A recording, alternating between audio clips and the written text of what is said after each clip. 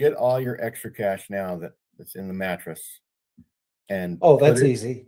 Put it on Mormon, because Mormon's coming back. You'll quadruple your money. Yeah, I can gather all the money I have. As a matter of fact, maybe there's odds in Vegas. I think I've got like $18 in my wallet, so I'm good to go. Yeah, so that means you'll have like $72 if you take my advice. Well, I will then. Hey, what the hell? It's worth a shot. My big question for you, Karen, and of course we'll get into this, but how are you doing? How are you feeling? And emotionally, I know this is a huge time for you. What is it? I fear not what man can do. Right. So it's all good. I'm totally fine. If this is where you feel it, that is where it really matters. Jean thinks that when we die, we die. That's it. Okay. Ooh, and we're gone. It'll be exactly like before we came here. That's what I say. Well, we agree there. Yeah. Yes, except for because it's something that people tell you existed, and it's something that people tell you will happen. But I have seen evidence.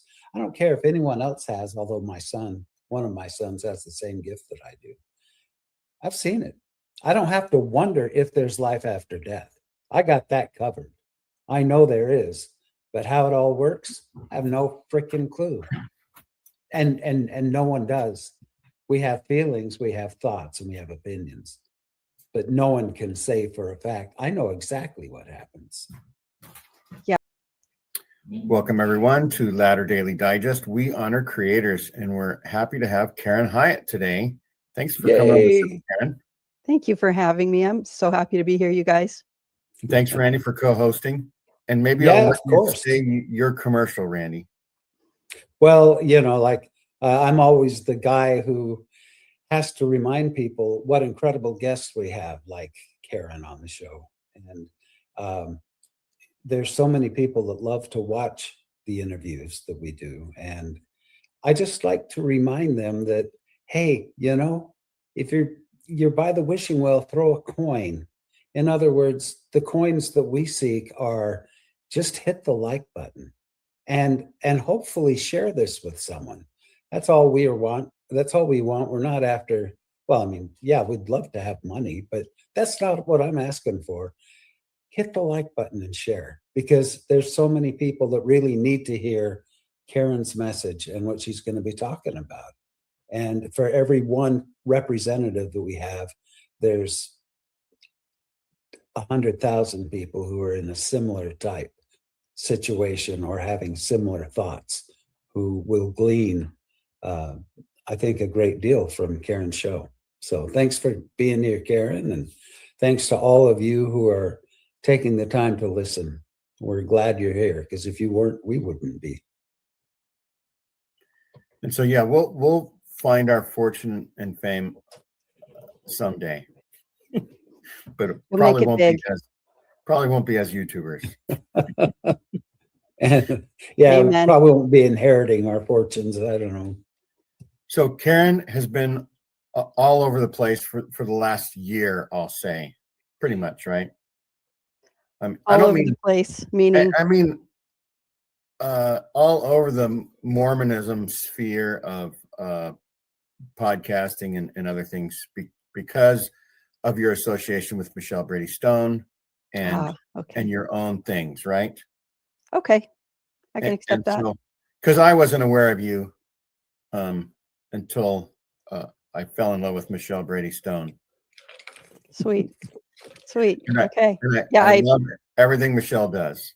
Good. Yes. I saw that she was needing some help editing and uploading her videos. Her son was doing it for her. He was great, but he was a little swamped. And so I stepped in and started doing that for her. So I did all the second half of her, starting with, I think it was episode 81 and all the rest. So I edited for her for all that time. What is that, like a year and a half or something? Right. And so in a while. And I've seen you on other podcasts and on your own show and things. But what I don't know is like your story. So let's talk for about 20 minutes and talk about what it was like, Karen, growing up because you grew up not a member of the church. So what where were you living and what was going on in your life as a kid? Okay, so I was in California, and my parents had joined the church, I think, before I was born, because I believe the story is that I was blessed in the church. So they must have joined, but they wanted a church to raise their kids in. And I think that was the motivation. My dad knew a really great guy, and he was LDS. So anyway, dad and mom ended up joining the church. They quickly fell away. They had questions and were just sort of told, oh, you have to have faith. We don't have answers for those. And my mom didn't go for that. And so they quickly fell away. But when I was about 15, they came back. Mom found her way back to church. And so they started going again. And then missionaries came to my door and asked if they could come back and talk to me. And I didn't, anyway, that's a whole story to itself. I didn't even understand why they were there. To me, they were just friends of my parents. So, Right. that belonged to their church. So they'd be like, the missionaries were here. They didn't see you. I was like, okay, I hope you had a good visit. It just wasn't clear. So when That's when right. I went on my mission, I was really clear about why we were there. So, And that was in Fremont, California, which is actually 15 miles south of where I am right now.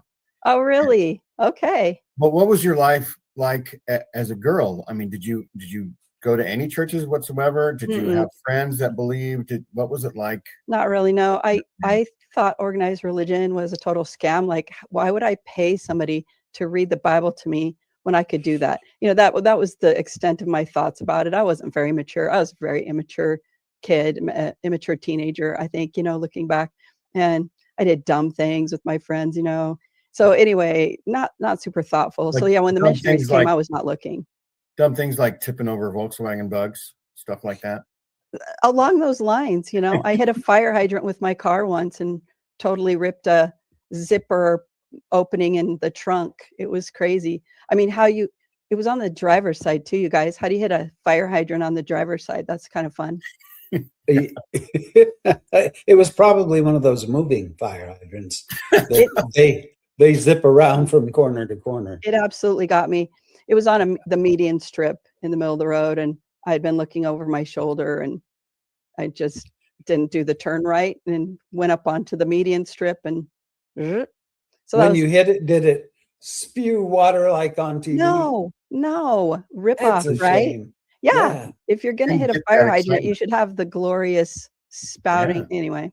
yeah, You just get exactly. it's the Old same amount of glory. trouble with no reward. Yeah. Same damage to the car, but no payoff. You're absolutely right. Yeah. And So, so what were your favorite subjects in high school? lunch, and then the fact that we had an open PE. campus policy, which to me meant, you could go home or go off campus during lunch and then not come back if you chose. So that was cool. It was my senior year, and my friend said, "Do you realize if we don't pass this English class, we don't graduate?" I said, "No, no, I didn't realize that. I didn't really keep track of anything like that." So we did eke out our sufficient grade So and do you think for a graduate. little while, if I don't graduate, I'm going to be stuck in high school the rest of my life? Was No, that I the never fear? thought. I didn't Okay. thought. I didn't give it any thought. So, I aced tests. I knew the stuff. Right. It was easy. Math was easy. English was easy. It was all easy. So I'd get A's on tests and F's on homework because I just wouldn't So turn it in, or you my weren't thinking of signature. college, really. What? You weren't thinking of going to college. Oh goodness! To voluntarily go back and sit in the classroom was laughable. So On no, purpose, right? it was terrible. So again, like I'm very thankful for the effect that the church had in my life, because that's how I was, just no thinking, no forward thinking, no ambition, no even understanding of how life worked. It was pathetic. So I'm so glad that the church found me. I wasn't looking, but these missionaries found me. I went through several sets of missionaries and finally got baptized just because I felt like I had to get baptized. I had, again, no understanding of the gospel and hardly any understanding of the church at all. So, but that's what I felt like God was wanting me to get baptized. That's what finally did it. So, I gained what I would call a testimony of the Book of Mormon afterwards. Um, and so I did things in a weird order. Right. So you didn't believe in the institution of religion, but did you sort of feel that you were guided a little bit, or you had Yeah. some Yeah. connection to intelligence that wasn't your own sometimes. For sure. I absolutely did. I always felt that God was there, and just some experiences from my childhood that would seem very silly, and it's no big deal, but I just always felt he was there. And so when I felt like getting baptized, I thought, oh, okay, I'll do that, so I got baptized, and Right. what a blessing, because I did end up going, to school and things. Right. That was nice of God. He seemed to study for you and then give you the answers when it was time to take the tests. And then he rewarded him later by following him and joining the church. All right. That's an interesting, I've never thought of putting it that way. The tests were, the stuff was easy. I resented having to go home and do 40 math problems on something ever. And I still feel that way. Why don't we test them first and then make them do homework if they don't get it? Is that crazy? Am I crazy? Right. So just make work. I'm voting for you, Karen. Thank you. Oh, can I tell you something? This has nothing to do with anything. I ran for office in 2020 here in Utah. And you want to guess what office? State Senate, you guys. State Senate. Mm-hmm. Yeah. Wow. And people were like, oh, you should start with city council. I was like, I don't want to be in politics. No one's running against our senator for the umpteenth time. He's running unopposed again. And my husband was like, you have to do it. I said, I have to do it. So I ran. And you want to know something funny? I came within 60 swing votes of unseating this guy. He'd been in the legislature for 24 years. Wow. You know what'd been funny is if you were by running, 100. What? It'd be funny if you were running against somebody named Marriott, and the only thing was like, that's the Mormon hotel chain, and Hyatt is the non-Mormon hotel chain. He beat me by 118 votes. That's all. So if 60 Harpers had voted for Hyatt, I'd be in. And anyway, so I had, I knew my vote wouldn't make a difference. Like I saw the Senate vote for things 29-0, and they just raised a fee or raised taxes. And it was like, you didn't even talk about that hardly. What the heck? And there was this feeling, one of the senators openly taught some children visiting the Capitol that, well, part of passing a bill is I support their bill so that they'll support mine later. And I was like, you don't say that out loud. That's supposed to be on the DL. It's terrible. Yeah. It's like, I thought this is part of it now openly. It just made me so disgusted. So, so I had to run. So I ran, and I just thought I'd be the token, choice on the ballot. But no, I came really close, and it was crazy. The guy I was running against came and sat in my living room for an hour afterwards and said, what happened? What was that? Wow. Well, that's wonderful. That tells you something right there, that if you had been, that you could do it. You could do it. Yeah. You could do it the next time, because if you got that many the first time. Yeah. And you weren't even really. So there definitely won't be a next, because my plan, again, if I had gotten in, then it would be 28-1 for some of these votes, or if someone else had courage to do it, 26-3. And so it wasn't going to make a difference vote wise, but my plan was to get in there and sort of expose all the little cabals that are in there, and expose the, why did that bill pass and who supported it and why, and sort of go on Rod Arquette every week and spill the beans, But public information service. Yes. And I naively thought that if people were aware of the shenanigans that their own guy was doing, that they would vote them out. That was the hope, right?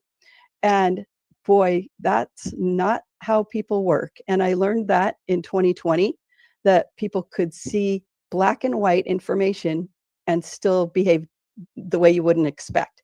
And so it became very apparent, because I was like, God, why would you do that? Why would you bring me right to the edge of that and not let me win? I don't understand that. Right.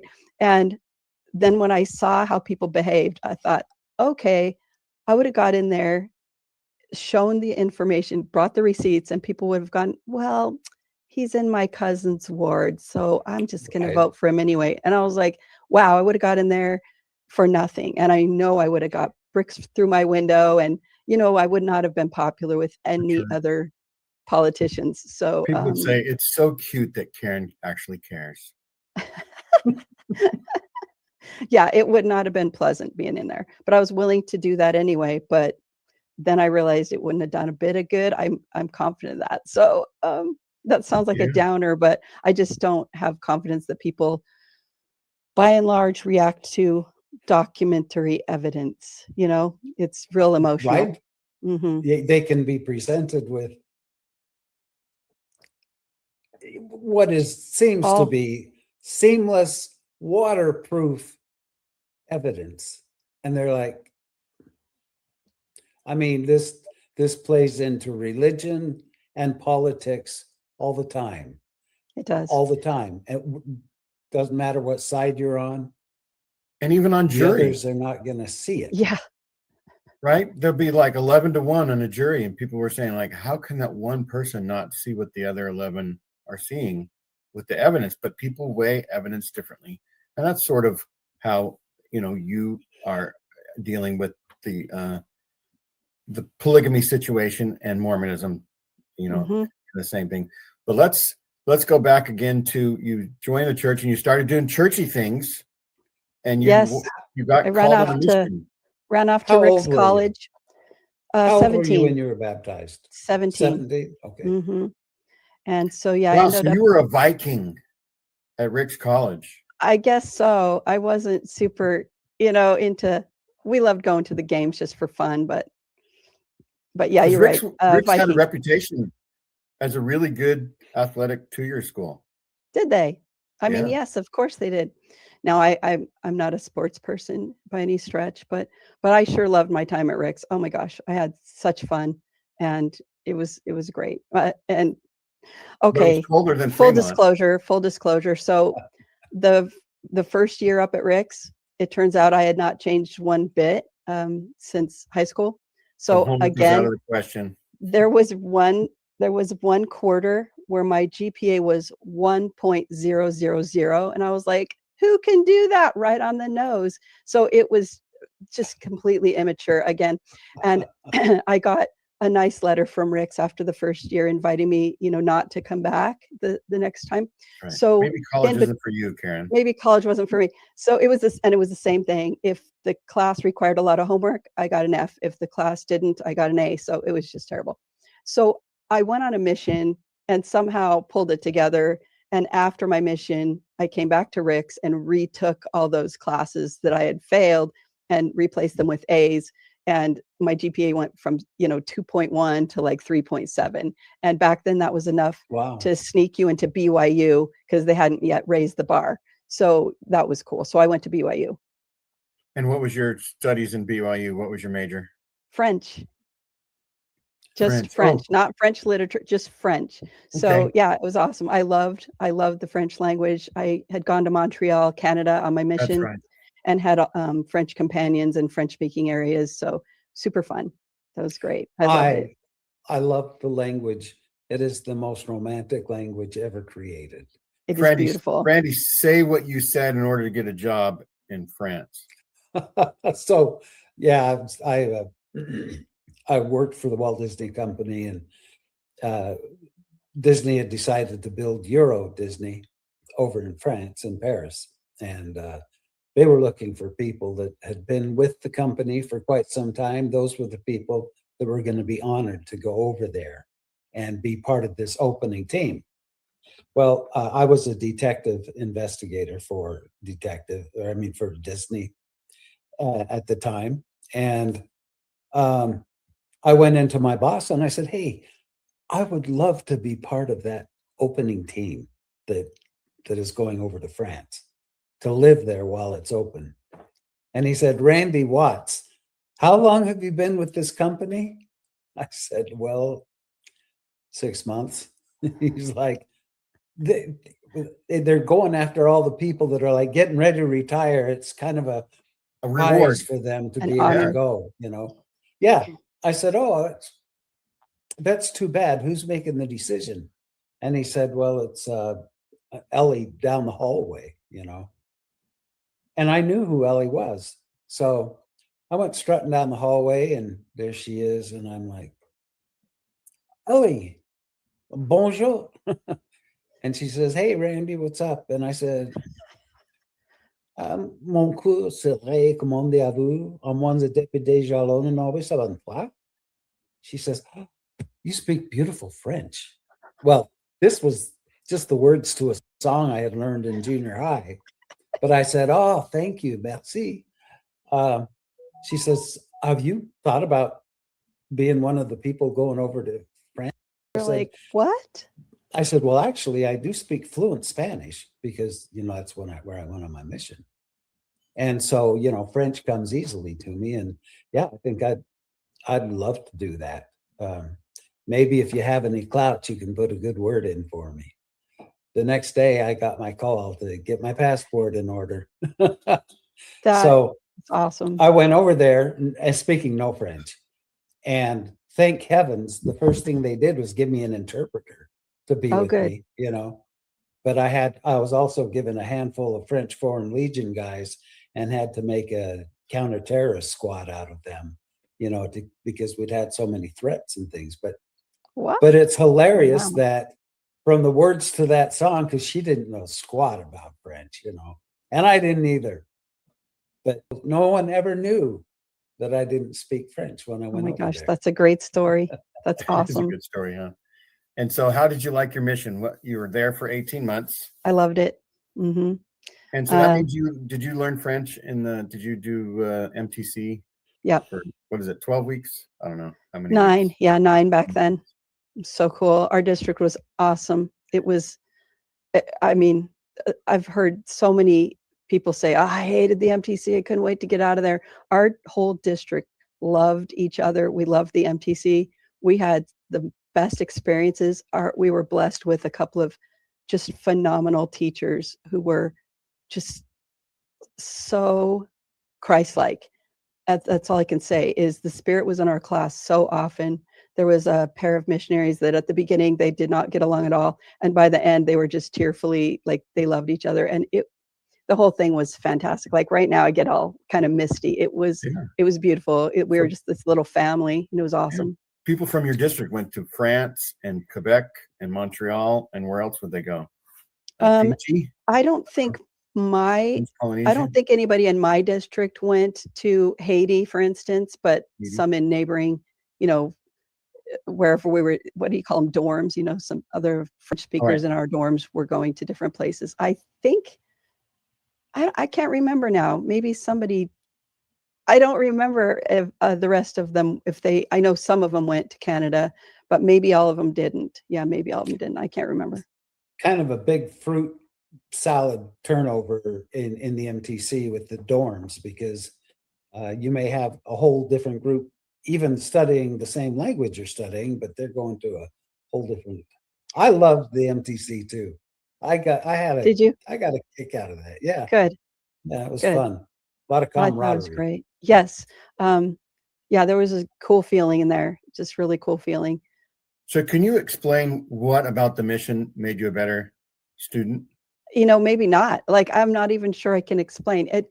Of course, I wish I could go back. There were things that I just didn't understand. I thought it was all about me. I try to pull potential missionaries aside and just give them a tiny bit of advice. Like, it's not about you. And if you teach the gospel of Jesus Christ to people and they do not end up getting baptized, you did not fail, because that's not the end goal. The end goal is Christ, right? And baptism's a step toward him. It's an opportunity to profess publicly that you're going to be following him and you get baptized. But boy, it was just, I wish I could understand. I wish I had understood that it's not about me. It's just preach, just say what you're inspired to preach and let God do the work. When you think it's all about you, your focus is all wrong. It's all wrong. We have to make sure that we're obedient so that this person will get baptized. That's a little bit psycho. And so I wish I could go back and talk to the former me, because I really understand a lot more now and understand that we leave it in the Lord's hands. And we do not think it's because I got up late, we're not going to get blessings today, or because, it's just these crazy ideas. And your heart, God will forgive you instantly for anything that if you think you should get up early and you don't, then yes, you're in the wrong. But also understand that the moment you turn your heart and you say, I'm sorry for that, I'll do better tomorrow, he's right there. He's like, you're good. And so I wish I'd realized that more. And I know it now. So that's all, we're just progressing. It's all good.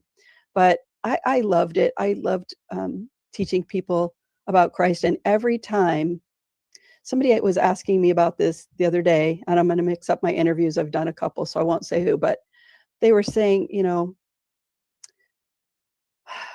like, what was it like when you taught? And here's the deal. When we taught about Joseph Smith and the Book of Mormon and the Restoration and the first vision, the room would fill with the Spirit every time. And I can't say that about every lesson that we taught. I don't remember the room filling with the Spirit when we taught about tithing or anything else. Yeah. And but this, it was always a small miracle, and that stuck with me.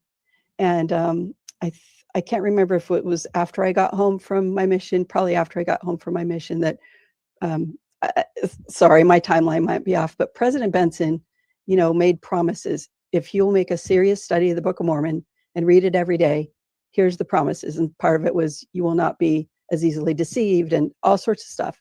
And when he said that, that went straight to my heart. And I believed that. I believed it in my core. And I've always done that. I've always read the Book of Mormon and prioritized it. I read other scriptures too with it, but for sure, every day I read the Book of Mormon. And I've experienced the world with the Book of Mormon. What did you say? There was a whole flood the world with the Book of Mormon because of Benson. Yeah. And I've always done that, and I have actually experienced the promises that he gave. So, I love that. And, I have to, anyway, we won't.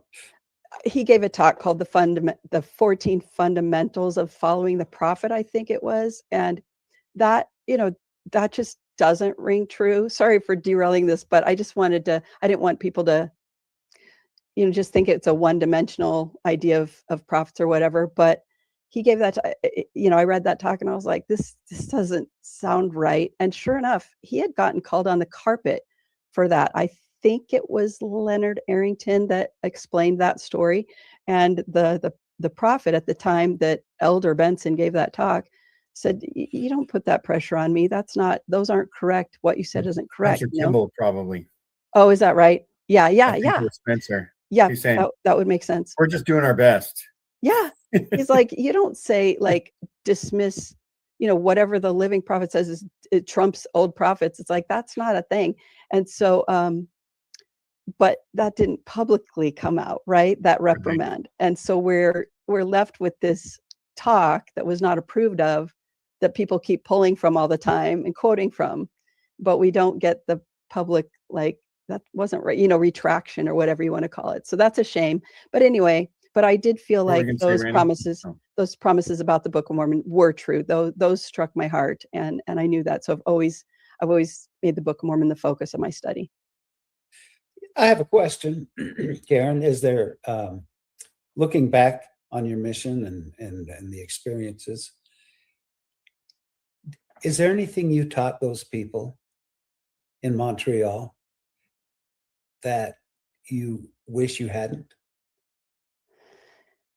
I'm sure, and I'm sure the way we taught them, like before we were recording, we were talking about how people say, I know this and I know that, when sometimes it's more of an inference.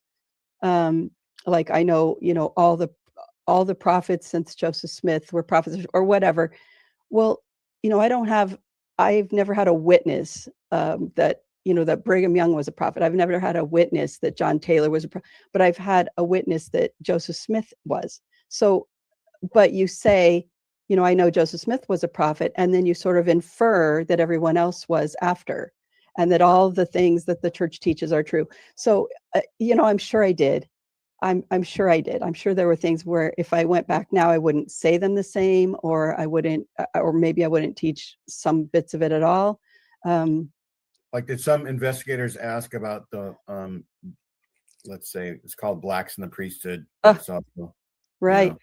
And I don't remember. Explain it away. Yeah. I don't remember that coming up. It may have, But What? yeah, we're sister mission. I don't know. I've got friends who, I mean, I have a good friend, and on his mission, he remembers telling people, he wrote in his journal, "Oh, we taught this great family today, but unfortunately they have the blood," because that is how they referred to it. And he's appalled. I mean, he's sick at heart, for all the people that he didn't get to teach the Book of Mormon to and teach Jesus Christ to, because they kind of dropped them, because they weren't going to be able to have full participation in the church anyway. It is so painful.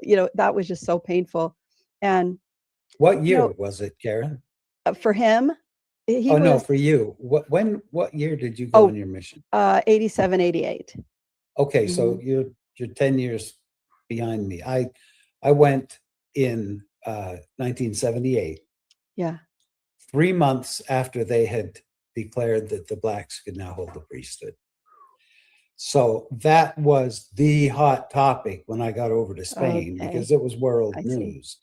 And everyone wanted to know why just now are blacks allowed into your church? That was that's what people, and I had to tell them what the church taught me to tell them. And I hate that. I hate that I did that, because God didn't change his mind suddenly. He always wanted, it's like black and white, bond and free. This is incredible that was there in front of us always. In a way, I mean, there's some helpful things about it, right? You have Bruce R. McConkie saying that the blacks will never get the priesthood till the millennium, or whatever, however he said it. And it's patently wrong.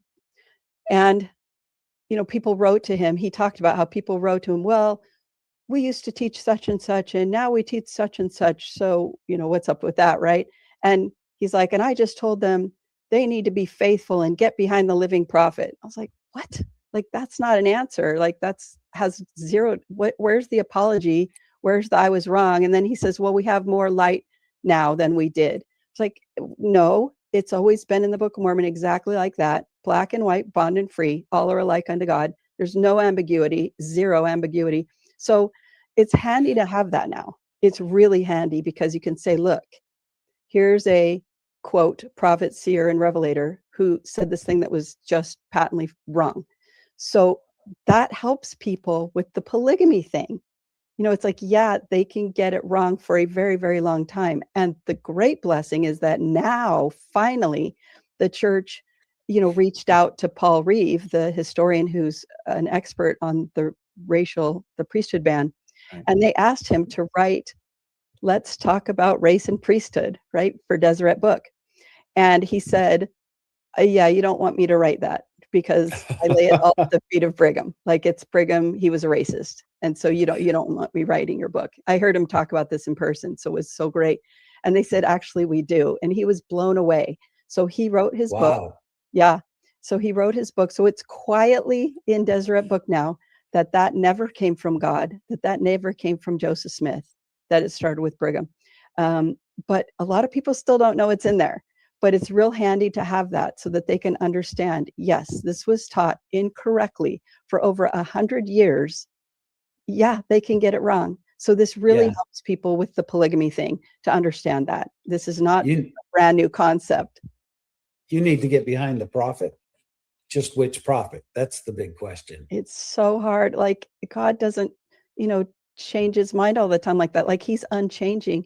That's why the polygamy thing is so, so hard for people, because it paints a picture of this just capricious God that's like, hey, that's an abomination. Oh, wait, today, well, for 38 years, it's not an abomination. In fact, it's a commandment.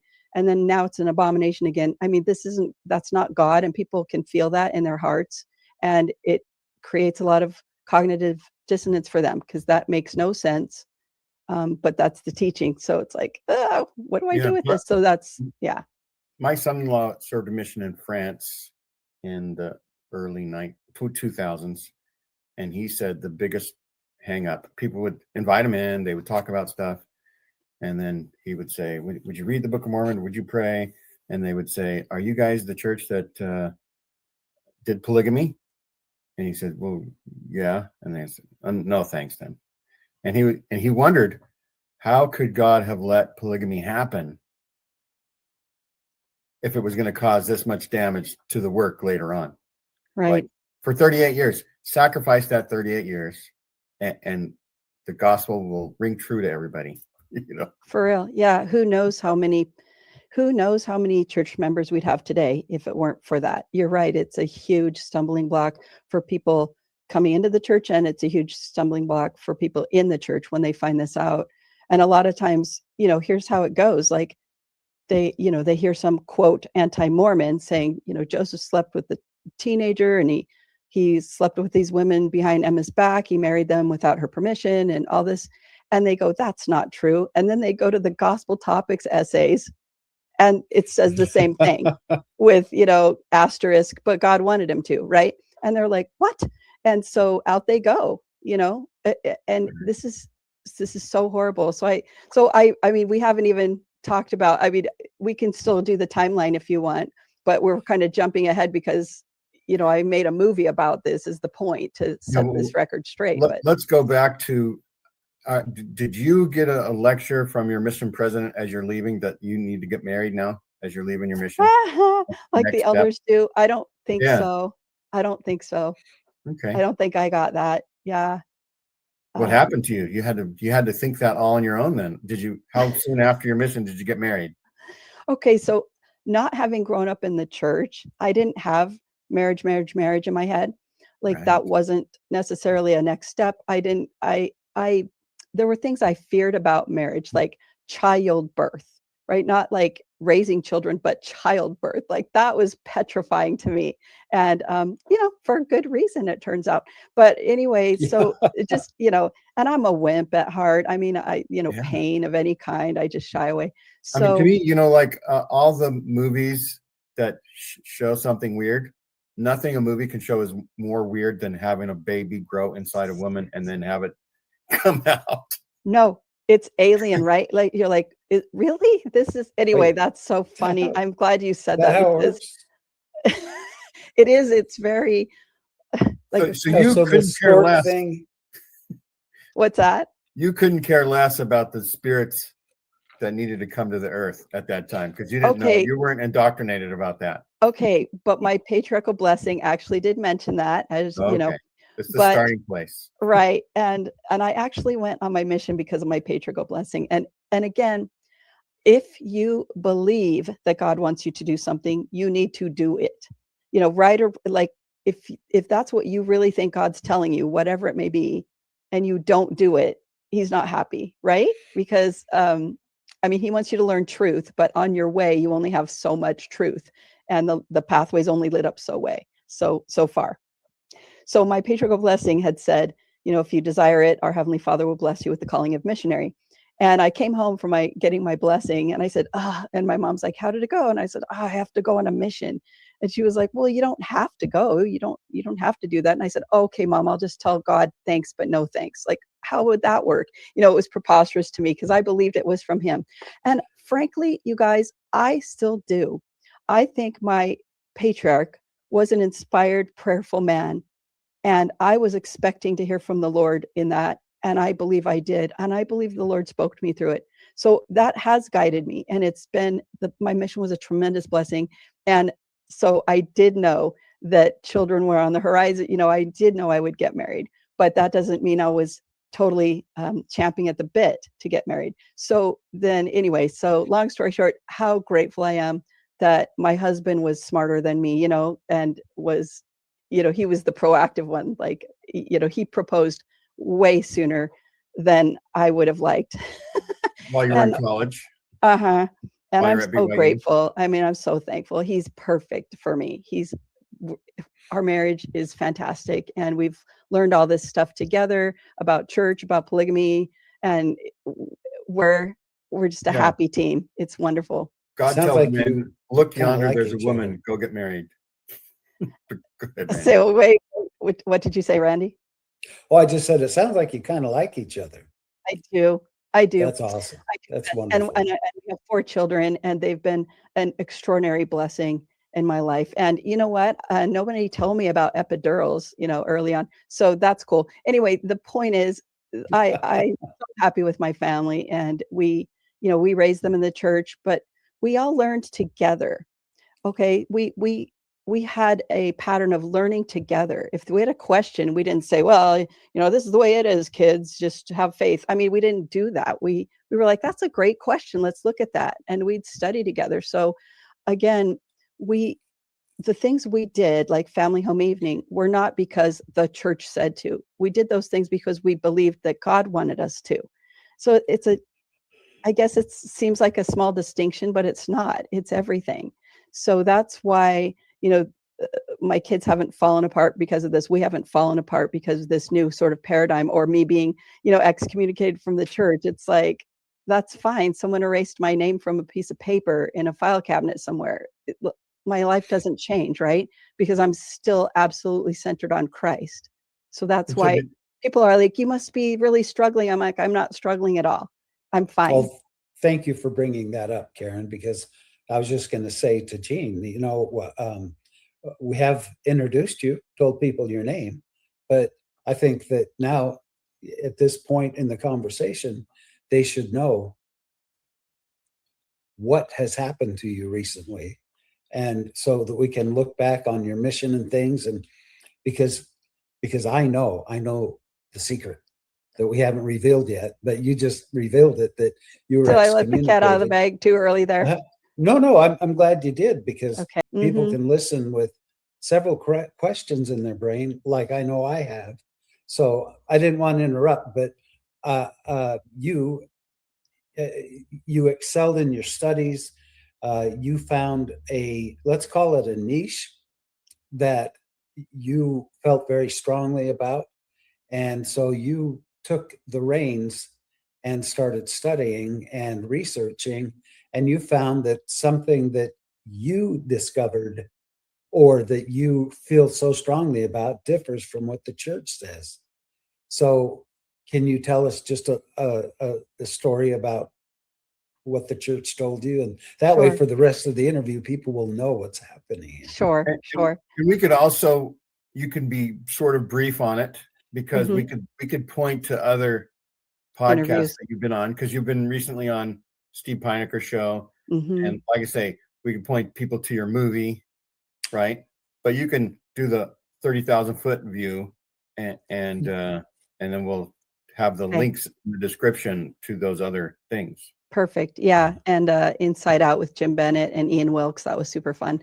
So, I think the nutshell version is polygamy was always unpalatable to me, as it is to 99.9% of people, of course. It's the only doctrine that we teach that is morally repugnant. There just isn't another one, except for the priesthood ban, which is gone, except for blood atonement, which Brigham taught, and that's disavowed, and a few things like that. But anything that we currently teach, it's just polygamy. That's the only one that seems to offend our sense of morality. Like, how can you be faithful to a spouse and have polygamy? It doesn't make any sense. So we all just sort of say, well, that's uncomfortable, but it's in the script, it's in the Doctrine and Covenants. What are you going to do? It's canonized scripture. So I guess we'll deal with it at some point, or God will help us understand. He'll change our hearts or whatever. So that's where I was. God will change my heart so I understand something that I don't right now. I can accept that I don't know all things or understand, or he will reveal something that will make it make sense. What I did know is I wasn't going to get on the other side and be sad or disappointed or angry or uncomfortable or anything. I knew God well enough that I trusted him implicitly that I would be happy. So that's where I was for ages. But nevertheless, it does drive a wedge in your marriage. It absolutely sneaks in there at the worst times. You're like, is he really going to have somebody else at some point?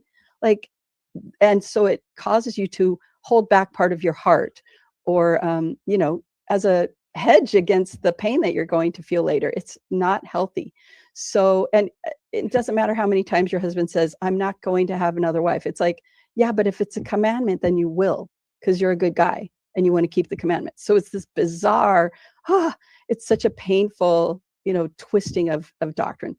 Okay. And so just fast real forward. quick, it still exists in Mormondom, because Mhm. if a man no longer is married to a woman civilly that he's been sealed to, if he were to remarry, he would be sealed to two women at the same time. And we've had a number of apostles that have been sealed to more than one woman, and fully expect to go to heaven and have two or more wives. I don't know, depending on who we're talking about. And so, and then other people in the church, right? The women, the men could just go do that, but the women, in order to be remarried, have to request permission to be unsealed, right? Yes. And so that it rears its head. And I think Carolyn Pearson talks about the ghost of eternal polygamy. Yeah. And so yes, it's so bad. And that book, I don't agree with we don't see eye to eye on where polygamy started, Carol Lynn Pearson and I, but she's got so many testimonials in her book. She solicited stories from people for their experience with polygamy, just the thoughts of polygamy. And I think she said she got 8,000 responses. So she's got dozens and dozens of these in her book, and they are so, so useful. If people are saying, what does it matter? We don't practice anymore. Please go pick up her book and read these testimonials of how it ruined marriages. These sweet newlyweds, where this woman was plagued during her first weeks of marriage with the thought, I hope I don't die anytime soon, because then, he'll certainly remarry and I'll have to live polygamy in the next life. That kind of thing. We're just tormenting them.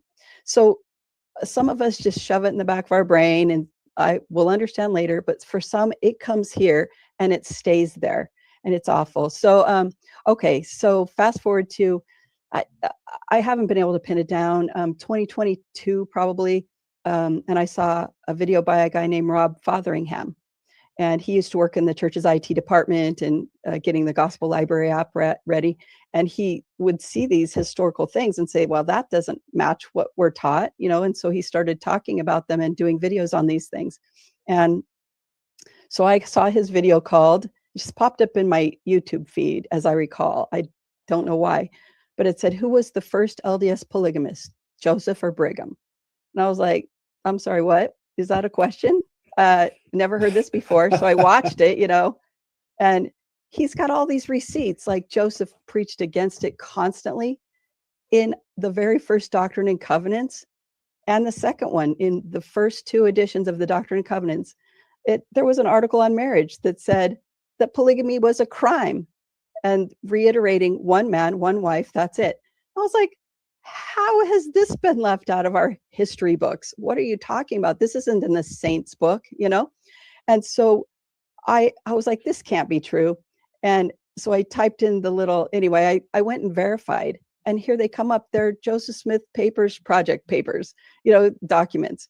The church helped fund something called the Joseph Smith Papers Project. And that something like 2014 that got started, or maybe earlier. My timeline might be wrong on that.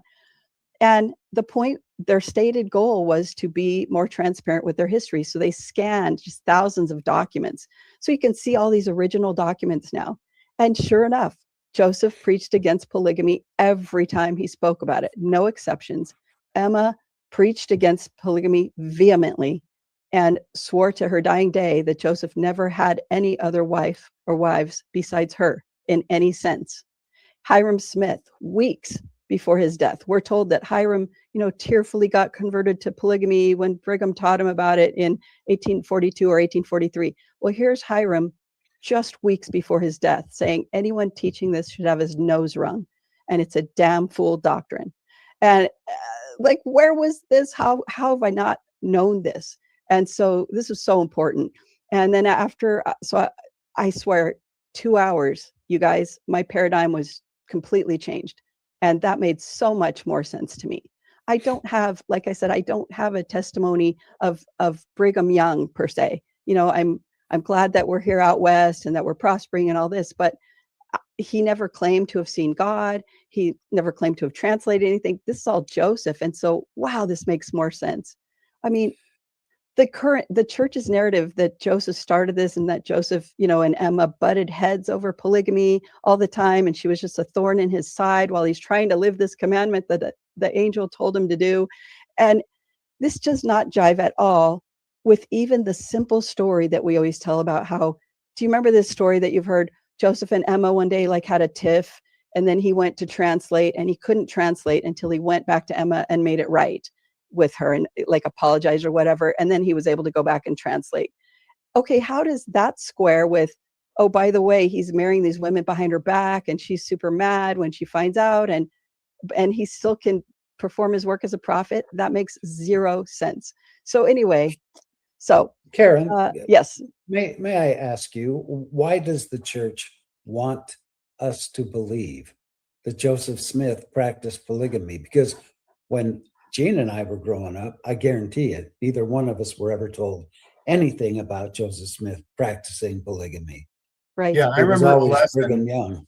that said Joseph Smith loved Emma so much that even though he got the revelation, and I think somebody said the angel with the flaming sword commanded that he write the revelation, right? But it wasn't practiced until the saints moved to Utah and were free from governmental laws or whatever, and they could live their religion, right? Right. And that's when it was practiced. What they don't tell us is that the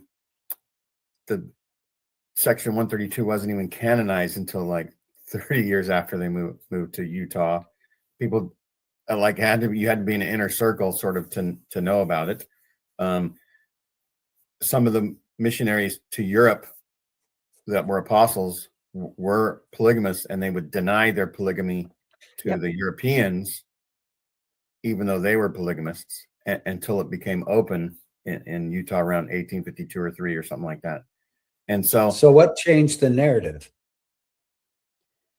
I wish I had the answer to that, you guys. It is incredible. And you're right. And there's a whole, people today still say, I'll talk to somebody and they'll say, well, didn't polygamy start in Utah? Wasn't that to take care of the Trek widows?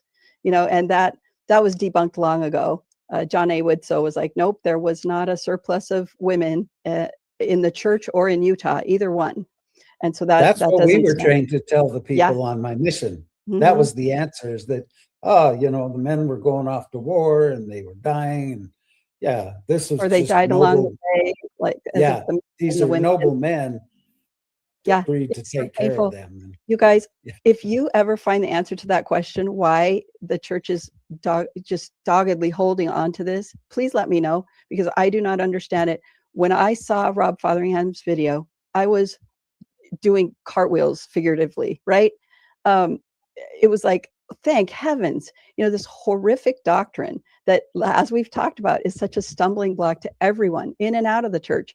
And it didn't happen. This is awesome. Joseph Smith was who you thought he would be as a prophet.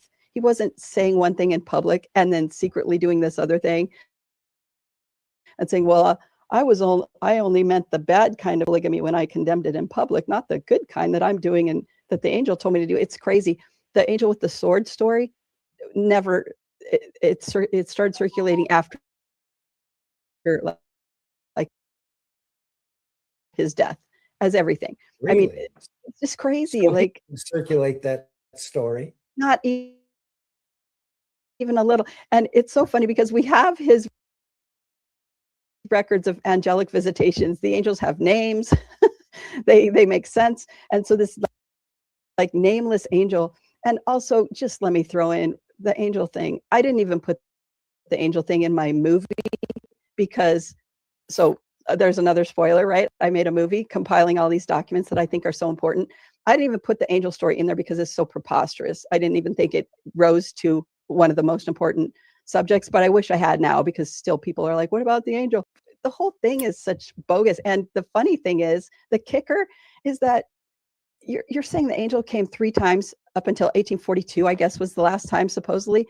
And like, the historians also believe that Joseph had a bunch of wives before that last visit. Make it make sense. the angel's coming like, you must live polygamy. And Joseph's like, actually, I already have some wives. You didn't get the memo. And he's like, dang, why am I here? It is it's a preposterous story. And I can't even believe that anyway, I'm ashamed at the stuff that I just kind of swallowed without thinking about it. I wish I had. Can I say this real quick? We have Alma. We have the book of Alma. Alma says, you plant a seed. We always talk about, oh, you plant the seed and then you see the fruit of it and it's delicious and enlightening. And it's like, he also talks about if it's a bad seed, it's not delicious and it's not enlightening and you should cast it away. That's So right. here's Alma all should of have us. been more specific and said, and let me tell you, the bad seed is polygamy. Then it would have And been they, taken care of. and they did. Jacob's whole sermon is against polygamy. The Book Oh. of Mormon is such an anti-polygamy book. It's fantastic, but we're like, we just don't see it. And so it's super painful. And if we would just apply the Alma test to everything, we'd be in a lot better shape. So it's And you know what? unpolished, not delicious, and it's not enlightening. We were talking before the show about how our brains are amazing, and I've mentioned it on other podcasts as well. And some people now will say, oh, I knew about Joseph Smith's polygamy when I was young, right? And it's like, well, I guess I remember some conflicting stories, right?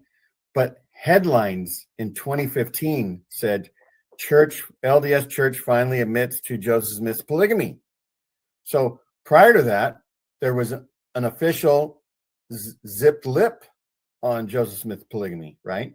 So certainly some people who had historically lived polygamy as their ancestors and probably heard of family stories, and family stories might have said, things like, yes, our great grandfather said that, Joseph Smith taught the principle, right? They were the only ones that knew, right? Like I say, the quote that I heard, Joseph Smith looking around, I've been accused of 7 wives and I only see one, right? That's what I heard. To me, just like when he says, I don't want alcohol for my leg operation, said to me that he never drank alcohol ever, and real history proves otherwise. Mm-hmm. Yep. Yeah. And so the same thing happened to me, right? If Joseph Smith said I didn't do polygamy, but maybe real history does, right? And so now we have these situations where we get mixed messagings, Yeah. right? Mm-hmm. Because of conflicting things. And like we talked about also, the current prophet, the living prophet, is the one that is saying the right things. But yet we're supposed to base everything on 2,000 years old prophets or more, right? Right. And that's like the basis. So Yep. how can we throw those away if there's a new prophet? Well, that's only if we're getting further light and knowledge or whatever. And so yes. So Joseph Smith taught that you can tell a false revelation by whether it contradicts a previous revelation. Now that is interesting, right? That's Interesting. the opposite message. Mm-hmm. And Well, I just read today where Christ quotes Isaiah to the people and says, study the words of Isaiah. He was a great prophet. It's like there's no precedent for like chucking the words of old prophets. And people will say, well, what about the law of Moses? There you go. And it's like, look at that closely. He said, I have not come to destroy, right? He said, he built on the law of Moses, right? It used to be, love your neighbor, love them that do good to you, whatever. He says, eye for an eye. It used to be eye for eye. Yeah, now it's love everybody. Love everybody. So it's not like something that he called an abomination is now a commandment. There's nothing that's flipped on its head like that between the law of Moses and the new covenant that Christ brought. So he just didn't do it. Polygamy just stands alone. Well, I always thought, if we're going to restore the church to the good old days, we have to start stoning women for adultery. You never hear in the Bible a man being stoned. It's always the women. But anyhow, I'm just teasing. Jane has always fantasized about stoning women. I don't think that's true. When the woman taken in adultery, everyone goes, where's the dude? Like, where's the guy? Yes. Why isn't there 2 people? Yeah, it is. It's rough. It's so rough. Yeah, so I love that shows Christ was like misogyny of the Bible to me right there. But but not Christ. he said it right. He was like, no, we're not stoning her, right? And Right. so And that's one of my favorite stories. it is. Jesus saying, the first among you that's without sin. Brian Hales makes me laugh because he's like, well, it wasn't a flaming sword, because there's only one account that says a flaming sword. Most of them say just a drawn sword. So we know it's just like the whole thing is such bogus. And the funny thing is, the kicker is that you're saying the angel came 3 times up until 1842, I guess was the last time supposedly. And like the historians also believe that Joseph had a bunch of wives before that last visit. Make it make sense. The angel's coming like, you must live polygamy. And Joseph's like, actually, I already have some wives. You didn't get the memo. And he's like, dang, why am I here? It's a preposterous story. And I can't even believe that anyway, I'm ashamed at the stuff that I just kind of swallowed without thinking about it. I wish I had. Can I say this real quick? We have Alma. We have the Book of Alma. Alma says, you plant a seed. We always talk about, oh, you plant the seed and then you see the fruit of it and it's delicious and enlightening. And it's like, he also talks about if it's a bad seed, it's not delicious and it's not enlightening and you should cast it away. That's so right. Here's Alma all should of have us. been more specific and said, and let me tell you, the bad seed is polygamy. Then it would have And been they, taken care of. and they did. Jacob's whole sermon is against polygamy. The Book of Mormon is such an anti-polygamy book. It's fantastic, but we're like, we just don't see it. And so it's super painful. And if we would just apply the Alma test to everything, we'd be in a lot better shape. So it's unpalatable, not delicious, and it's not enlightening. We were talking before the show about how our brains are amazing. And I've mentioned it on other podcasts as well. And some people now will say, oh, I knew about Joseph Smith's polygamy when I was young, right? And it's like, well, I guess I remember some conflicting stories, right? But headlines in 2015 said, LDS Church finally admits to Joseph Smith's polygamy. So prior to that, there was an official zipped lip on Joseph Smith's polygamy, right? So certainly some people who had historically lived polygamy as their ancestors and probably heard of family stories, and family stories might have said, things like, yes, our great grandfather said that, Joseph Smith taught the principle, right? They were the only ones that knew, right? Like I say, the quote that I heard, Joseph Smith looking around, I've been accused of 7 wives and I only see one, right? That's what I heard. To me, just like when he says, I don't want alcohol for my leg operation, said to me that he never drank alcohol ever, and real history proves otherwise. Mm-hmm. Yep. Yeah. And so the same thing happened to me, right? If Joseph Smith said I didn't do polygamy, but maybe real history does, right? And so now we have these situations where we get mixed messagings, right? Mm-hmm. Because of conflicting things. And like we talked about also, the current prophet, the living prophet, is the one that is saying the right things. But yet we're supposed to base everything on 2,000 years old prophets or more, right? Right. And that's like the basis. So how can we throw those away if there's a new prophet? Well, that's only if we're getting further light and knowledge or whatever. Joseph Smith taught that you can tell a false revelation by whether it contradicts a previous revelation. Now that is interesting, right? That's Interesting. the opposite message.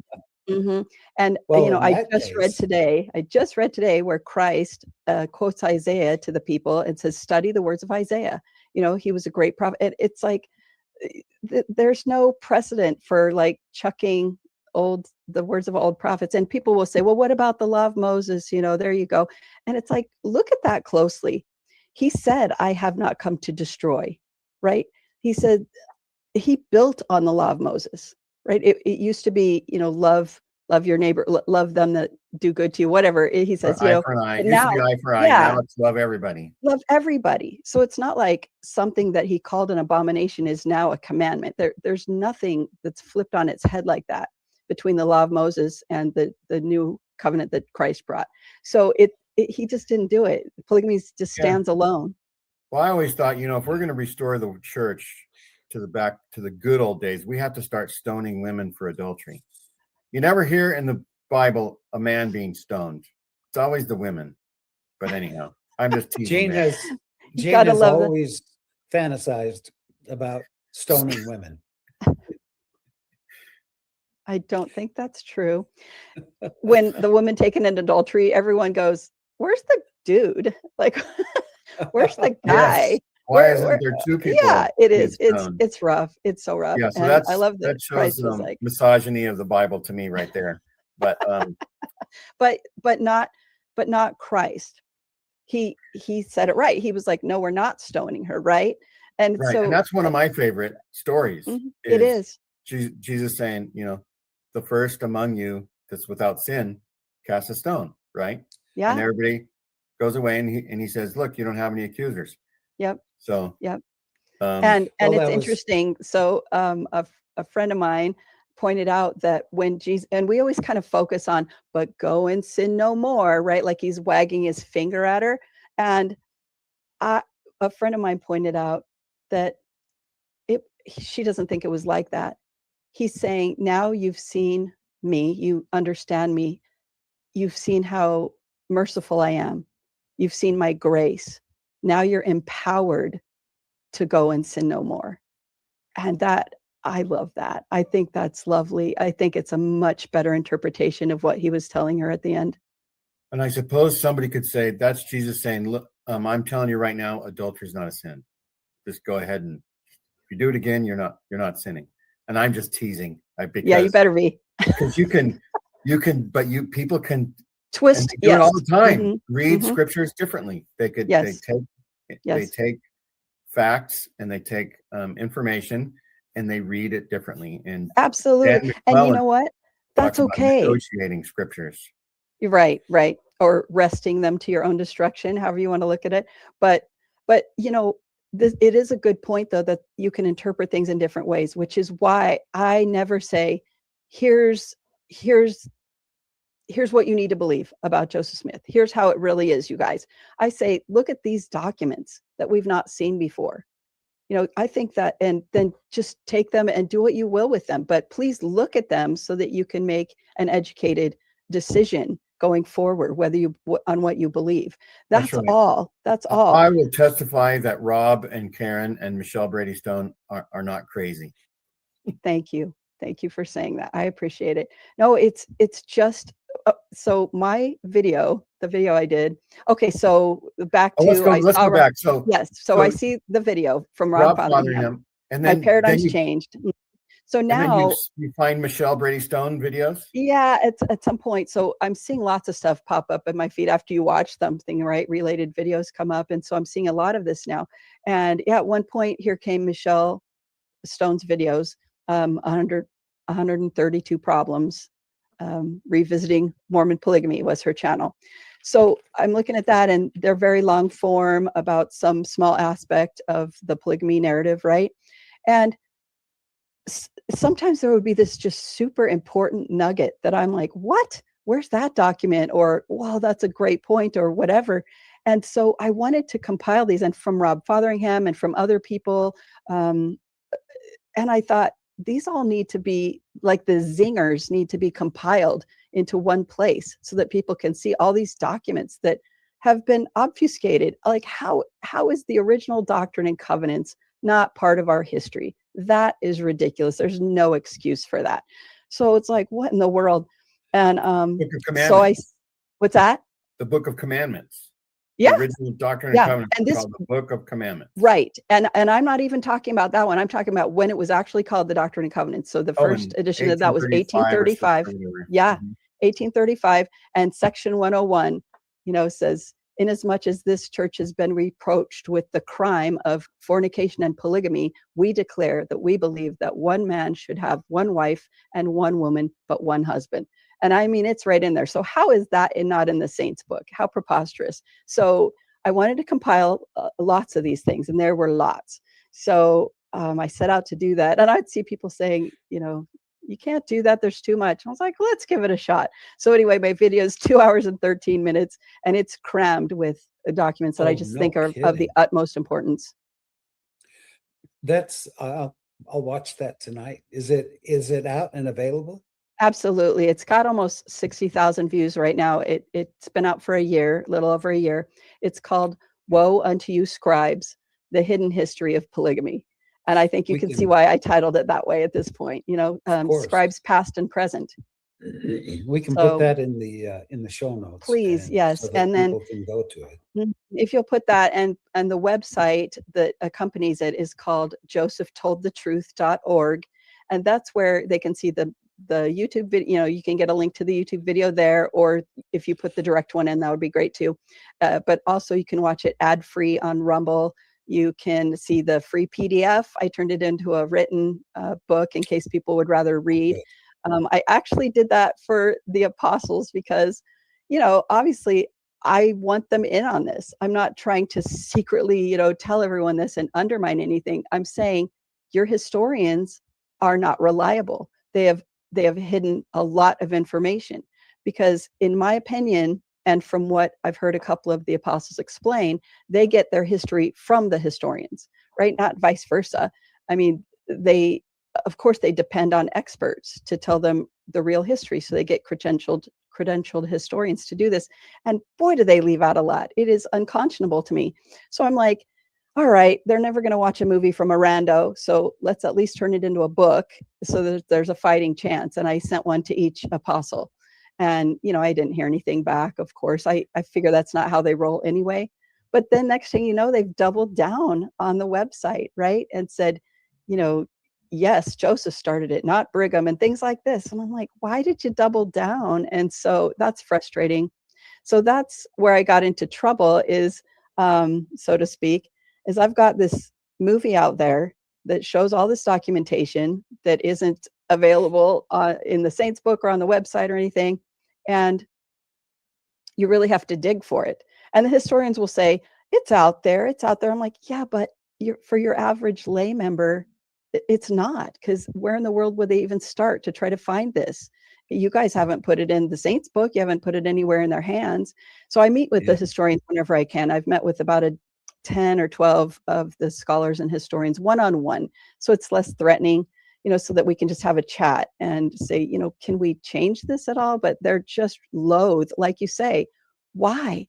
Why are they so loath to exonerate Joseph from this when everyone hates it? I think, okay, here's what I think. And here's what definitely some historians have said. Well, if Joseph didn't do it and just Brigham made it up on his own, what does that mean for the church today and the line of authority, right?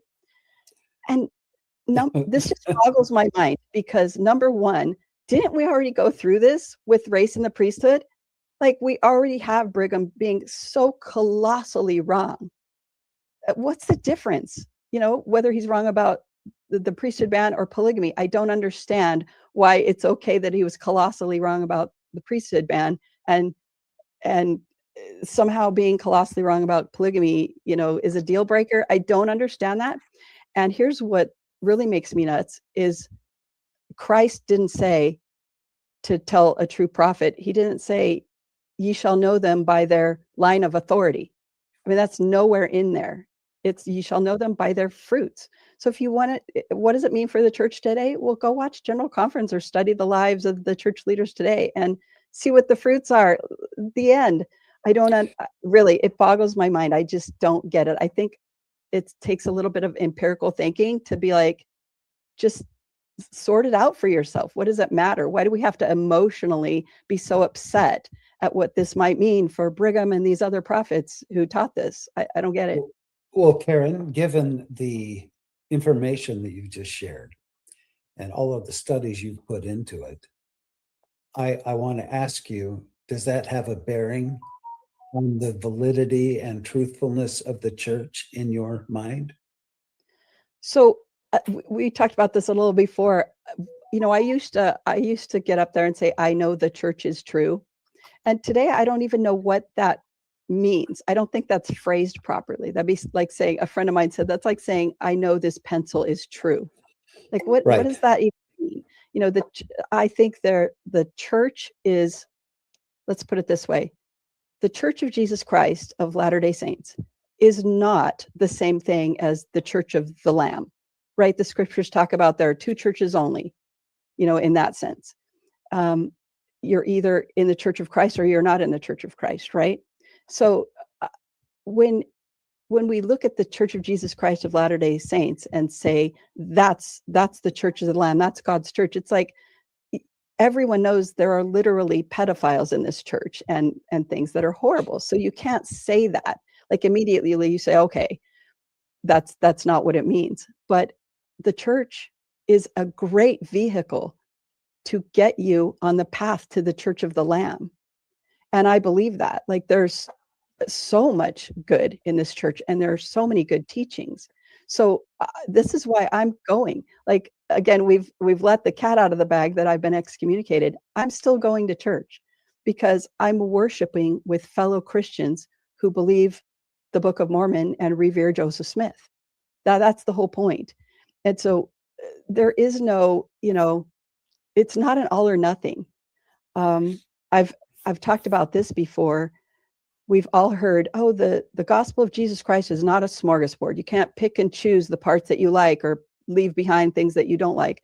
Well, that's 100% true. That's exactly true. The gospel of Jesus Christ is not a smorgasbord. But you know what is? The church teachings. The teachings from Bruce R. McConkie that blacks would never get the priesthood is a Twinkie. Don't take it, right? Leave that on the table and go for the meat and salad and good things, right? So I think this idea that, oh, luckily we're in the right church and we're just all on a vehicle being driven to heaven by whoever is the leader of the church, this is super damaging. We have to use our discernment. We have to develop a relationship with our Savior, a personal relationship with him. And that is the whole point of the gospel of Jesus Christ, is to draw us to him. So to, abdicate that and just say, oh, good, good thing Dallin H. Oaks is driving us all to the celestial kingdom is antithetical to that, to the whole gospel of Jesus Christ. So like, don't depend on him. Joseph Smith said that the people were depending on him so much that their minds were darkened.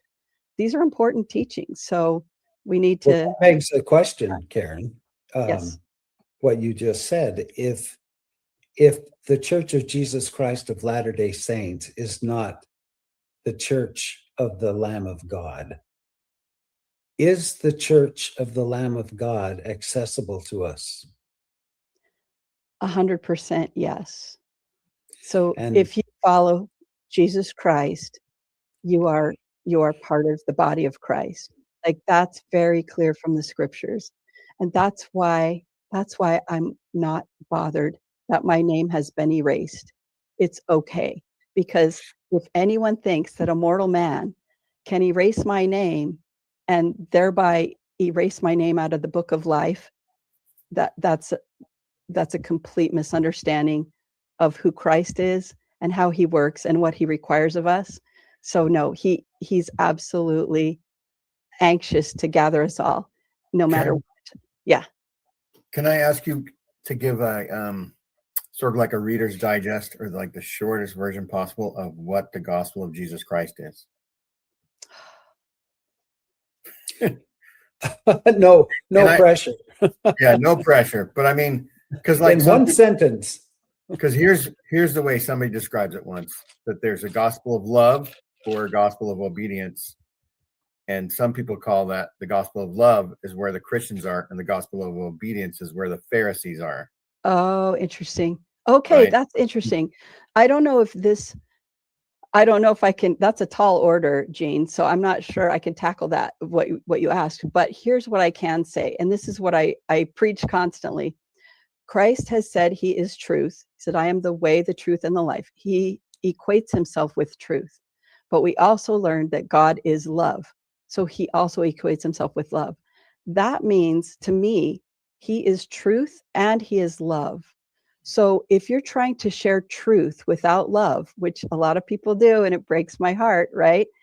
If you share truth without love, to me, that's just facts that may or may not resonate with somebody. It's not going to have any power behind those facts because the love is missing. And on the other hand, if you try to love without truth behind it, that might be called enabling or something like that. Neither one on their own is truly Christ. So you have to have both. So that's why I'm always encouraging people, please share this stuff kindly and don't shove it down people's throats. Or if you find that someone says, what does it matter? Don't be like, well, you should care. If they don't care, they don't care. Just move on. Have a nice day. And just go find people that are being tormented by the thoughts of polygamy and share it with them who will appreciate it. It's okay. Everybody doesn't have to know this tomorrow. So it's all right. Anyway, does that truth and love that's pretty close to me to the gospel of Jesus Christ. If you have both of those, and the more you accept of either of those, the more he pours out into your spirit, like you're filled. As you love truth, he gives you more truth. And in Alma 12, it says that if you'll take the truth and be true to him on what he has given you, he'll give you more and more. It says, until you know the mysteries of God in full. I mean, there it is. Like that's amazing. So yeah, that's where I'm at. I know that you're aware of the similarities between the temple ceremony, the endowment, and the Joseph Smith's. He was a Mason, and once he joined Masonry, he brought it over for the LDS people to take part in. I guess my only question is, and it's a yes or no question, but is all of that ritual that goes on in the temple, in your opinion, is that part of the Church of Jesus Christ? So I know I'm anxious. You guys said that you're going to be interviewing Cheryl Bruno. Is that okay to say? Okay. So I'm anxious to hear that interview, but I've been so swamped with all of this for so long that I have not been able to look into the Masonry question. I'm anxious to do so. And I have room right now. Cheryl will be mad at me, but I have room right now to imagine that this also was told about Joseph after his death, as so many other things were. The polygamy was only attributed to him after his death by these women who claimed to be his wife and things like that. So I'm wondering if he actually was a Mason. And I know Cheryl's convinced he was, so I want to read her book thoroughly and understand all this. But let me tell you a couple of things. We have this story that Joseph, they were commanded to build the Nauvoo temple, and that God had things to reveal to them once the temple was built. And God actually gave them a deadline to build it by, and it came and went.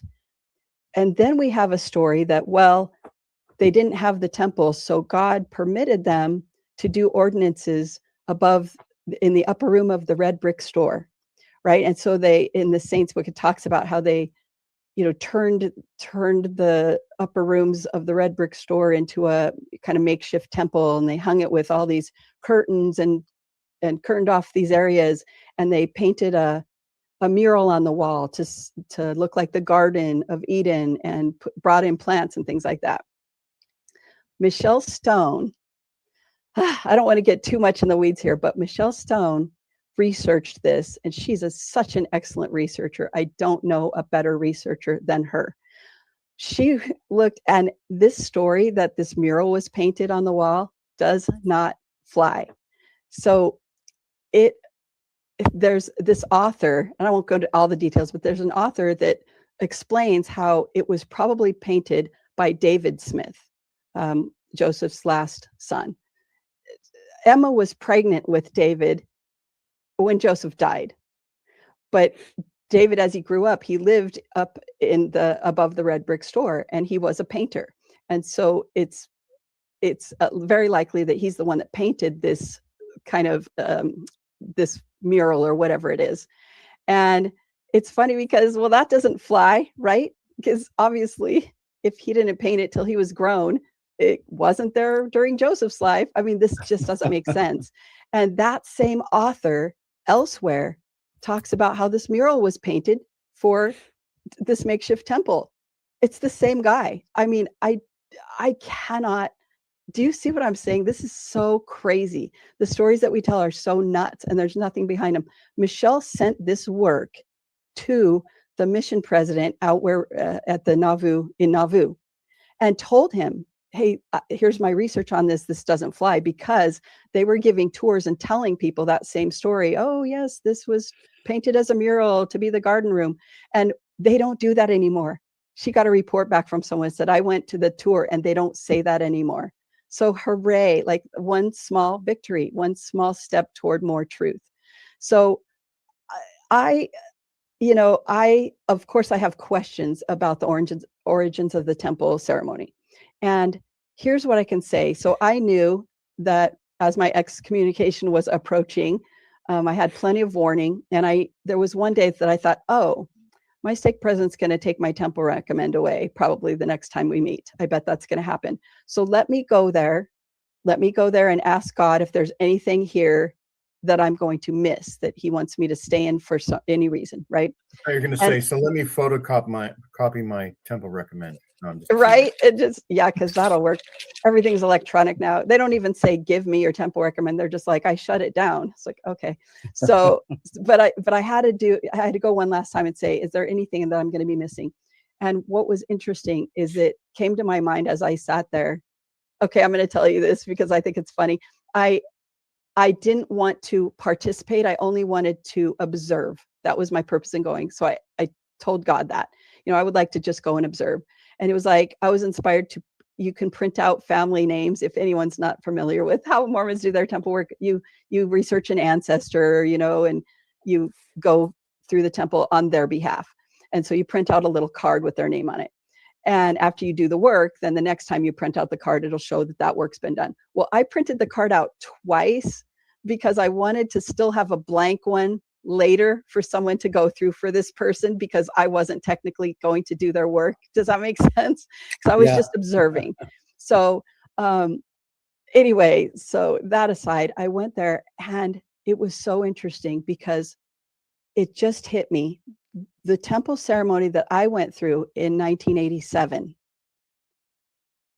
does not resemble the ceremony today. I mean, in almost any way, like very skeletally, is there any overlap? It was incredible.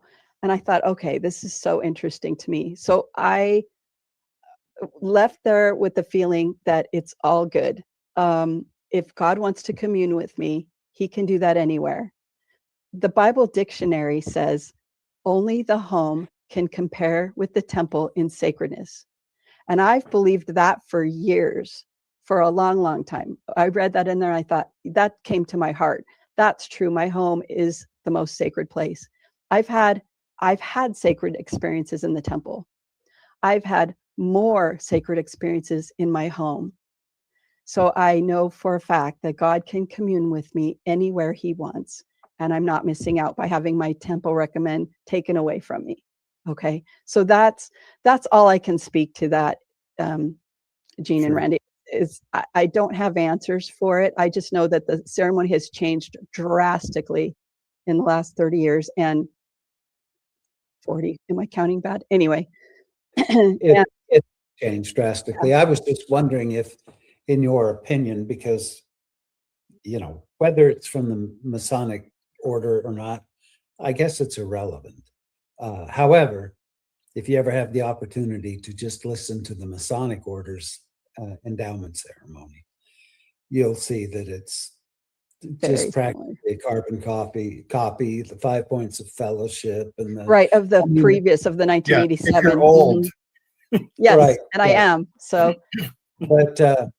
but let's say that it wasn't from the Masonic order. Is that still part of the Church of the Lamb of God to have to comply with several of these memorized gestures, tokens, names?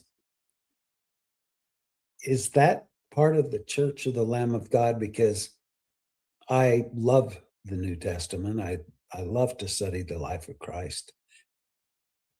I can't think of any time he gathered his disciples and went to the temple. And when they did go to the temple, he was teaching in the temple. When King Benjamin gathered his people to the temple, he taught them from the temple. He didn't, you just turn a movie on. So Inasmuch as the temple brings you toward Christ, then it's good and it's part of truth. Inasmuch as it becomes a stumbling block to your relationship with him, and you think that ordinances are saving you instead of Christ, or a certain token or handshake is necessary when he has never said that, that can be a stumbling block. So it's, again, it's the same with everything. Take them apart. Take your tradition out of, separate it from the truth. So separate the gospel from the church, separate the gospel from the temple rites, and figure out what's the truth and what can be left behind. And it sounds like you're saying,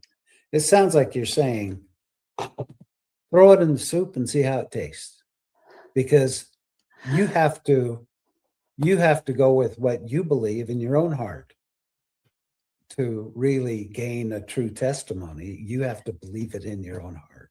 Do you know that's not too bad, that phrase that you just used? That sounds an awful lot like Alma saying, experiment on the word.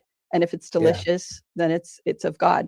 That's right. Pretty good. Throw it in the soup and see how it tastes is not bad. That could be like Alma 48:17 or something. So it's Randy 36. It's Randy 36, 14. Yeah. Okay. Very good. Very good. So yeah, everything's like that. Like, in as much as it leads you to Christ, it's good. You know, you can find truth in the Catholic Church or anywhere else. And if it's drawing you to God, it's great. But then if it's being a stumbling block and you're like, I don't want to look at the Book of Mormon because I already know, that that's not true because my church says it isn't, or whatever, then it's not okay. So we just have to separate and discern for ourselves. So there's your wishy-washy answer for today. The answer is I'm not sure. And it makes perfect sense. It really does. Thank you. We don't have a neat bundled organization that says this meets everything that you're going to need to have an incredible testimony and to get into heaven. There, take it, exercise it. We don't have that. We don't. It's coming to Christ. It's all about that. That's the whole gospel. So whatever gets in the way, discard it, and whatever helps with that, keep it. It's that simple. So I'll say that the Church of Latter Daily Digest isn't true either, but come for the guests, right? Because the guests are awesome and they explain sort of how their life evolved and how it led them to their creative place. And thanks, Karen, for coming on the show and being another example of creativity and thinking for yourself, right? Instead of blind obedience, we'll say. Right. Well, he doesn't want that. I get obedience. Obedience is important, but obedience to whom, right? And so it's always obedience to God and whatever he has first. I was, just as an aside, I've been told multiple times that my being excommunicated was not about what's true and what's not true, because history is hard. And so it's only about whether what I was teaching and promoting in my video aligned with the church's current position on the historical record. And I'm like, once you say that it's not about what's true and what's not true, again, I think that's synonymous with Christ. So if you tell me it's not about what's true, then you're saying it's not about Christ. And I just have him at the very top, no matter what. Christ and truth are at the top. Everything else is below that. Certainly the church handbook is below that. And so it's all good. We just each have to do what we think is best. And honestly, I know people will be so mad. I hope you'll go and watch a couple of my episode on being excommunicated on my channel, because I have no animosity toward my leaders. I genuinely think that they were doing what they thought was best to do. Okay. And for whatever reason, right? And forgive them, for they know not what they do. For real. And it's okay. And I'm telling you, my video is getting 4 times the views that it was getting before I was excommunicated. So God works in mysterious ways, and it's okay. I love them. And, they were happy to hear that I didn't have any animosity toward them. We always had wonderful, good conversations, very respectful. And I have no complaints about how he's treated. I really don't. So it's all good. Well, so this is what I want to know now. You've been kicked out of the cool kids club, right? Because you've discovered things that they haven't yet, or that they don't acknowledge. That they don't. So- Yeah, they So stories know it. It's just they're not. So sharing. where do you go? Where do you go, Karen, from here? Do you wait until they see the light, and then they say, "Oh, sorry, come get baptized again," because Yeah. we know that ain't gonna happen? Or are you, where do you go from here? Are you just forever unbaptized because you're not going to relent on what you know to be true? Or at least you've done all the research, you have the receipts. Yeah. They're sure as hell not going to relent on what they're teaching, Because because they have the that would bank make account. it would make them look wishy-washy, right? So I where don't does know. Karen go from here? I don't know if they will, I hope that we'll have a 1978 moment, so to speak, right? I hope it'll be like, well, my friends are like, why don't you just write them a gospel topics essay that they could put in there, and I Right. would have done that. They doubled down, a few months ago. That was a shame, because it's hard to crank that back once you've doubled down. So that would be a shame. I'm sorry that they did that. But where do I go? I go right here. And I asked God this, because I was like, there was a Facebook post a friend of mine put on there, oh, I love Karen's upbeat attitude, but how can you affiliate with the church that, and it talked about the SEC violations and the $5 million fine for the shell companies. It talked about Curtin McConkie helpline, where it's supposed to be helping women, but it goes to the law office.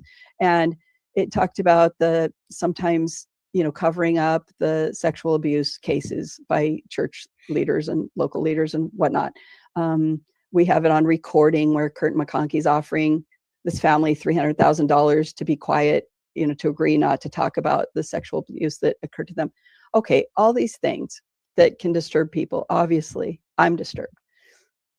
And so I looked at his list and I thought, okay, God, I'm willing to do whatever you want. If I'm supposed to step away, I will do that if that's what you want me to do. So I had that question on my heart, and I went to fast and testimony meeting the following Sunday, and I listened intently. Everyone that got up, you're not going to believe this, but not one person from our ward said, I know the church is true. Now that's crazy, because there is no such thing as a fast and testimony meeting where at least someone doesn't get up and say, I know the church is true. And they usually do, don't get me wrong. But that particular day, nobody said that, which again, as we've talked, I just don't know what is meant by that. It's not specific enough. It's not a testimony to me. The testimonies were, here's what Christ did for me this week. Here's how God cheered me up. Here's a loss that I suffered, and I felt totally comforted. One lady shared that they had been on a river rafting trip, and everybody got thrown out of the raft. And she said, I know why. It's because the guide told us, nobody paddle. I'm just going to paddle as we go through this particular rapids. And so she says, none of us paddled, and we were all thrown out. She goes, I've never been thrown out of a boat before like that.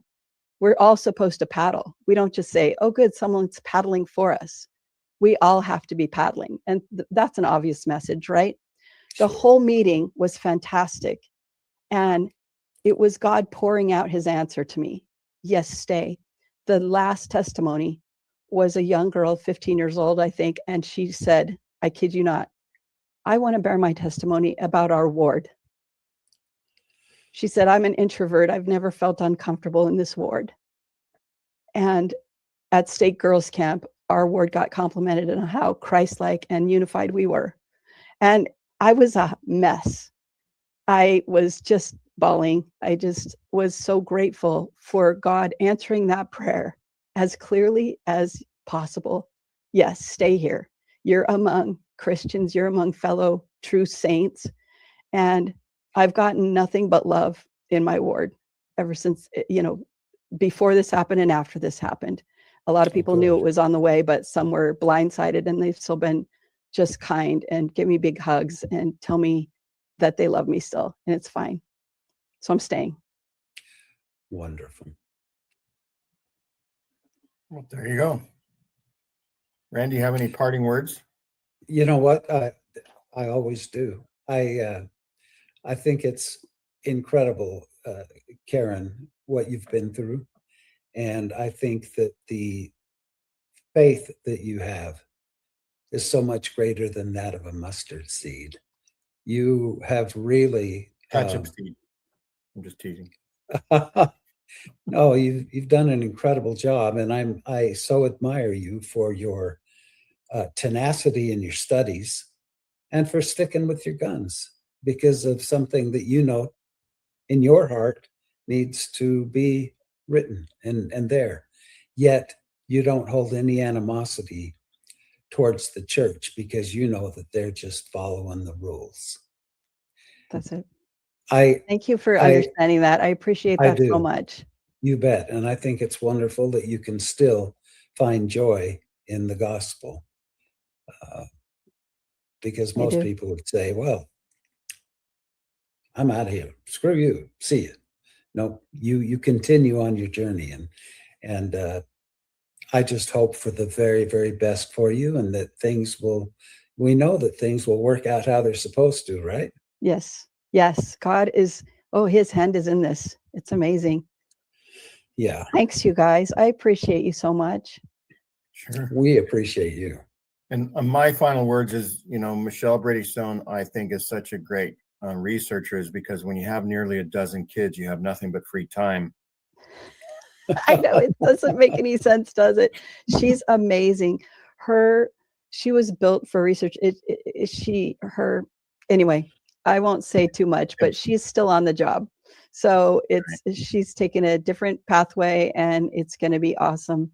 And we're going to get this from lots of directions. It's fantastic. She's terrific. If the church wants a really good, head of their history department, she's your girl. But anyway.